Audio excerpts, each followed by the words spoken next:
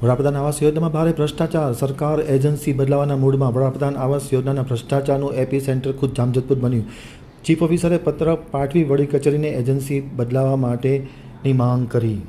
હવે જોઈએ જામજોધપુર આમતક ન્યૂઝ બ્યુરોનો એક વિસ્તૃત અહેવાલ. જામજોધપુર વડાપ્રધાન આવાસ યોજનામાં મોટે પાયે ગેરરીતિ થઈ હોવાની ફરિયાદ ઉઠતાની સાથે ઉચ્ચસ્તરીય તપાસની માંગ કરવામાં આવી છે. જામજોધપુર સહિત સમગ્ર ગુજરાતના કેટલાક વિભાગમાં આ યોજનામાં ગેરરીતિ થઈ હોવાની માહિતી ઉપલબ્ધ થઈ છે. સામાન્ય ગરીબ પરિવારોને વ્યવસ્થિત રહેણાંક મકાન મળી શકે તેવા હેતુસર વડાપ્રધાન આવાસ યોજના ગુજરાત સરકાર દ્વારા અમલમાં મૂકવામાં આવી છે. આ યોજનાથી ગરીબ પરિવારોને રહેણાંકના મકાનની સુવિધા મળતી હોય છે અને એને મકાનની સુવિધાથી રાહત પણ થતી હોય છે. ત્યારે જામજોધપુરમાં ખાસ કરીને ઉલટી ગંગા વહેતી હોવાનું સૂત્રોમાંથી ચર્ચાઈ રહેલું છે. જામજોધપુરમાં આવાસ યોજનામાં એજન્સીના નિયુક્ત કરેલા માણસો દ્વારા અદલાબદલી કરીને મોટે પાયે ગેરરીતિ આચવી હોવાની ફરિયાદ થતાં તાત્કાલિક અસરથી નગરપાલિકાના સત્તાવાળાઓએ સંબંધિત વરિષ્ઠ અધિકારીને ગાંધીનગર વડી કચેરી ખાતે જાણ કરી છે અને એજન્સીને ટર્મિનેટ કરવાની પણ માંગ કરવામાં આવી છે. મળતી માહિતી મુજબ જામજોધપુરમાં કુલ અંદાજે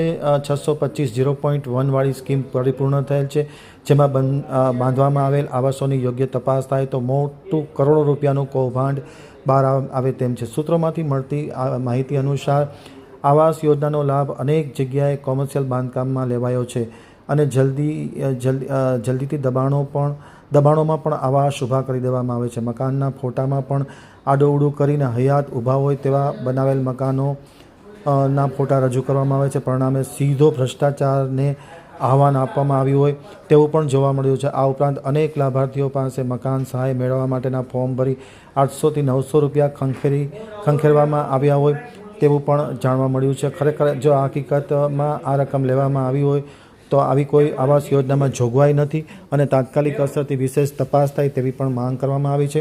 આ અંગે રાજકોટ પ્રાદેશિક નિયામનની કચેરીએથી તપાસ થાય તો ગેરરીતિ બહાર આવે એમ છે. જોકે નગરપાલિકાના વરિષ્ઠ અધિકારીએ તાત્કાલિક અસરથી વડી કચેરીને જાણ કરવામાં આવી છે. વડી કચેરી દ્વારા 1-2 દિવસમાં તપાસ થાય તેવું ખાસ જાણવા મળ્યું છે અને એજન્સીના માણસો પણ આજકાલમાં જામજોધપુર ખાતે તપાસમાં આવનાર છે. તપાસ થયા બાદ આ આખા કૌભાંડનો મોટો પડદો ઉઠશે અને માત્ર જામજોધપુર એક બેઝ છે, પરંતુ ગુજરાતના કેટલાક વિસ્તારોમાં આ આવાસમાં મોટો ભ્રષ્ટાચાર થયો હોવાનું જાણવા મળી રહ્યું છે અને કંઈકના તપેલાઓ ચડી જાય તેવી શક્યતાઓ છે. જે અધિકારીઓ આડકતરી રીતના એજન્સીના માણસોને સપોર્ટ કરે છે તે પણ તપાસના દાયરામાં આવે તેવી શક્યતાઓ જોવા મળી રહી છે. ઈશુભાઈ કરીને છે એ હતા જયદીપભાઈ કરીને બે વ્યક્તિ હતા. એની પહેલા તો હું હતો મને આઈડિયા ન કોઈ એજન્ટ આ બાબતે કોઈ લાભાર્થી પાસેથી રૂપિયો લેવાનો થતો. તો મારી પાસે એમના પ્રૂફ બી છે અને લાભાર્થીઓના જેને ફોર્મ ભર્યા છે એના નામ પણ છે મારી. કેવી રીતે આવે ડીપીઆર અહીંયાથી છે ને સાઇન કરીને પોર્ટલ ઉપર એક ચડાવવાનું હોય છે અને હાર્ડ કોપી કુરિયર કરવાની હોય છે એટલે આગળ મંજૂરી અર્થે જાય. એ કઈ જગ્યાએ છે મંજૂરી અર્થે? અહીંયાથી ગાંધીનગર છે, પછી ત્યાંથી દિલ્હીથી મીટિંગ થાય એમાં પછી એનું લેવાય અને મંજૂરી થઈને આવે. એટલે તો જોકે એના દસ્તાવેજના જે ક્રાઇટેરિયા છે એ ફૂલફિલ કરે છે કે નહીં એના પર એનો આધાર રાખે છે.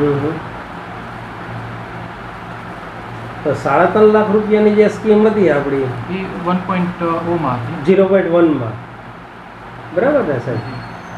તો એની અંદર કેટલા લાભાર્થીઓએ લાભ લીધેલો હતો એ તમને ખ્યાલ છે? ના, કારણ કે હું માર્ચથી આવું છું તમારી જાણમાં નથી. અને એની અંદર નીચલા માળે મતલબ ફર્સ્ટ ફ્લોરે અને ફર્સ્ટ માળે કેટલા મકાન થયા, કેવી રીતે થયા એનો ટોટલી એજન્સી હસ્તક છે. ઓકે, એ ડિસેમ્બર પહેલાનું બધું એજન્સી હસ્તક છે. હજી ડિસેમ્બર એજન્સી હસ્તક જ છે. અત્યારે બી એજન્સી હસ્તક જ છે. એનું જીઓટેકિંગ એજન્સી કરે છે. ઓકે, એજન્સીનું નામ શું છે? એજન્સીનું નામ મનીષ રૂપારેલિયા છે. મનીષ રૂપારેલિયા. ઓકે, તો અત્યારે હાલે છે આપણે 0.2ની સ્કીમ. એની અંદર આપણે કેવી રીતે કામગીરી કરીએ છીએ? એમાં ટોટલ 4 લાખની સહાય સરકાર આપે છે, તબક્કાવાર આપે છે, બરાબર છે. અને એનું જે તમે કીધું ટાસ્ક 1 અને ટાસ્ક 2 એવી રીતે કામ કરે છે.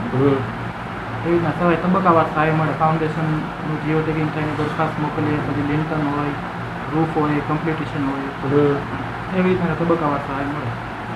અચ્છા, પછી જે લાભાર્થીને કમ્પ્લીટ એના પૈસા મળી ગયા હોય તો જે આપણે પીએમ આવાસ યોજનાની એક તકતી મારેલી ઘણી જગ્યાએ જોઈ છે અમે લોકોએ, તો એ તકતી મારવી ફરજિયાત છે કે અચ્છા, તો ઘણા ખરા મકાનોને લાભ લીધો હોય પૈસાનો અને એ લોકોએ તકતી ન મળી હોય તો 2.0 હજી કોઈ મકાન એ સ્ટેજે પહોંચ્યું નથી. ઓકે, એટલે અત્યારે તો અચ્છા, એ 0.2 તમને ખ્યાલ નથી?